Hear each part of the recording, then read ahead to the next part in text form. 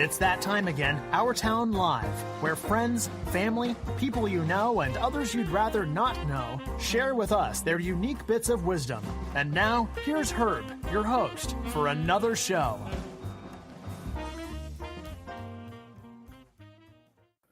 For the past 14 years, Jennifer-Rusz has dedicated her time and professional knowledge to helping entrepreneurs to start, maintain, and succeed in business.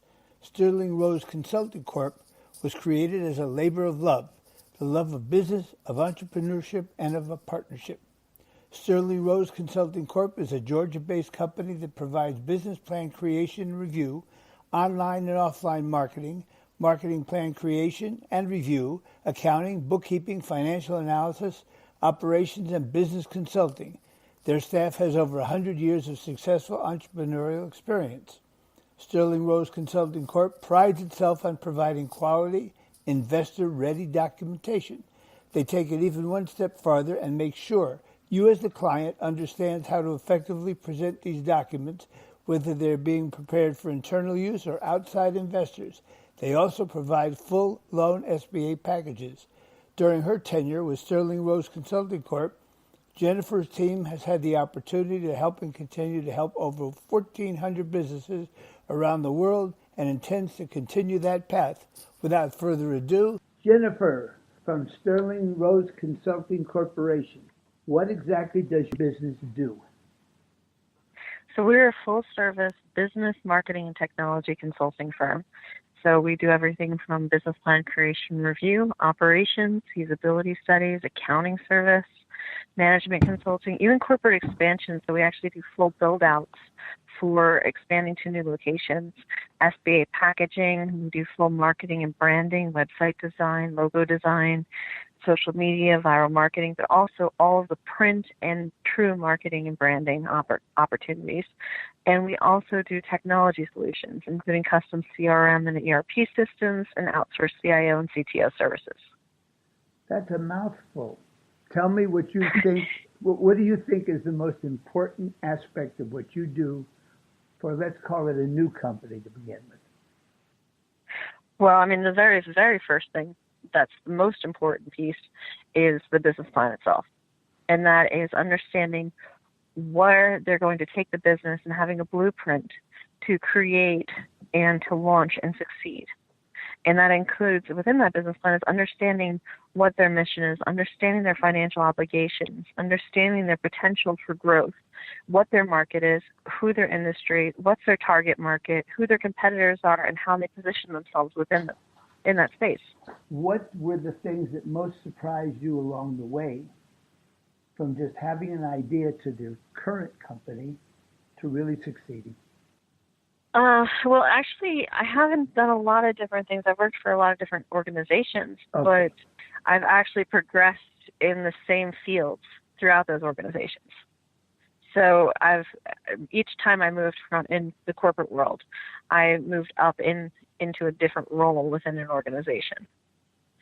So, but I always stayed in technology. While I was in corporate, I was mostly in technology, marketing research, business development, business planning, and operations. So my roles just progressed throughout my corporate experience. What surprised me was I was making a very, very nice salary in my last corporate job, and I decided to leave it all behind and start a company with an old friend. When did you start that? How long ago? I did that. That was my first venture, and that was in 2004. And we built the company, went through a successful SBA round, a successful Series A angel round, and then sold the company. For our inexperienced listeners, what is an angel round? So angel round are angel investors, and that is a group of certified investors that are willing to go early stage, which means that you're still a young company, not too much on the revenue generation side, and they're willing to take a bigger risk. Now, it's more expensive money, but it is what they call seed money, where angels are just up to a certain amount of money prior to going around with a venture capital group. Those are who angels are. So when someone's looking for money, there are different levels of money. You can get what's called bridge money, which is a type of loan. Mezzanine money, which is a little higher grouping. There's factoring, which is invoice money. Then there is, of course, there's the SBA loans, which are Small Business Association loans that are backed through commercial institutions such as a bank. Then there's commercial loans, again, through a bank. And then there's the equity side of things, where you're giving up stock in the company, and that's where a first round of angels can come in, and they generally take for less money, they take a bigger portion. But they also are taking a bigger risk because you're so early stage, you don't have the proof of concept yet.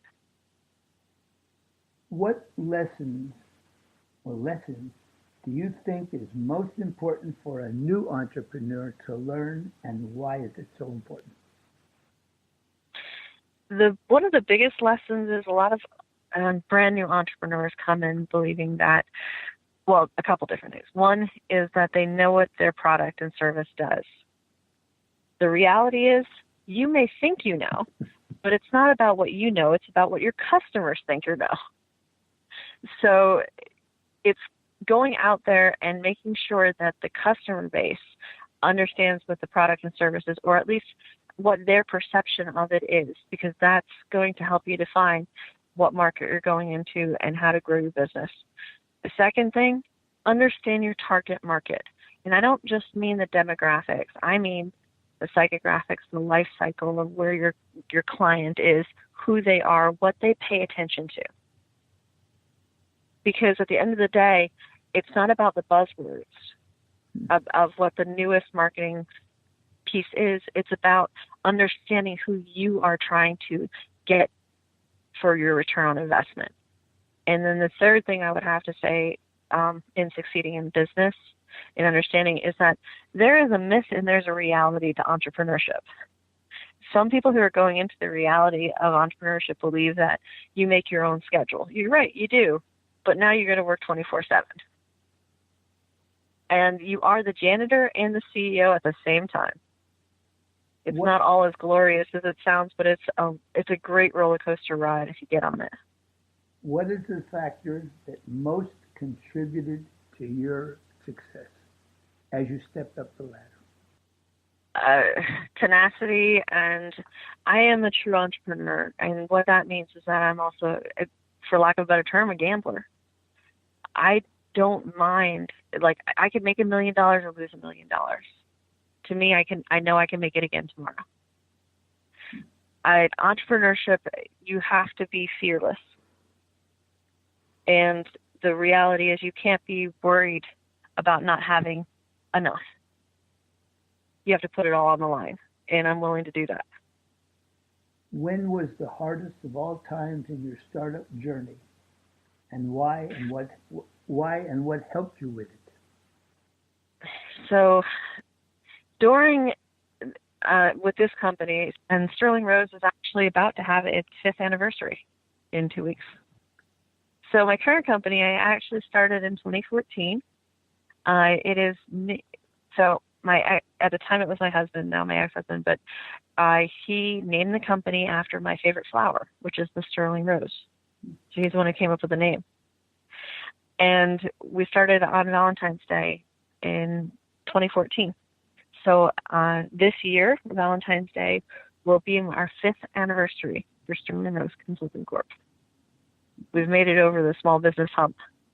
The hardest thing in this organization and with growing this organization is in the second year of operations of the organization, I actually found out I had cancer. Oh my gosh. And I built the organization up while I was going through all my treatments for the last few years. And that was probably the hardest thing to do, was to juggle and figure out how to build a business and not always feel great doing it. Do you have children? Especially the type of business I'm in. No, I do not. What has been your biggest customer success, the one you're most proud of and remember the most? I have a few. I don't have just one, because we have just over 1,600 clients worldwide. And so some of my favorite things is I have one client who we did their business plan, helped open up their business, and I now go there on a regular basis to sample what they provide. I love the fact that I can walk into some of my clients' dreams and see them be realities and succeed for years. And then, of course, it's always wonderful when I have clients that come back to me. I mean, I still have the very first client I ever had.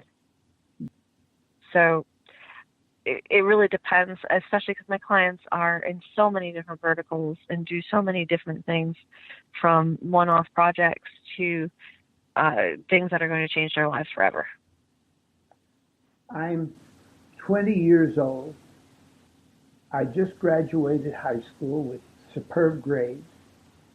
I've been offered to go to many of the elite colleges. I'm torn between two things. Should I go to college, or should I go get experience out in the field? What would be better for my ultimate career? You need to go to college. Why? So here's the thing. Most of the, and this is not a end all be all, but most successful entrepreneurs did not come straight out of high school or even college for that matter. Most of them actually came out of the corporate world and have understood business and operations, understood how to read financials, understood about leadership, understood about actual markets. And that comes with both education as well as training. Yes, there are exceptions to the rule, don't get me wrong, but the reality is, the other issue is people don't understand the terms like SBA funding, right? SBA does not mean that the bank is going to automatically give you the money because you have a great idea. You need to have established credit. You need to have 2 years of operating revenue. And there is no way a kid coming out of high school is going to have the money to support creating a business and being able to support that business. Would you say that any kind of business, whether it be retail or wholesale or professional, anything? They don't have the money to support it properly. And the education? Unless they're independently wealthy.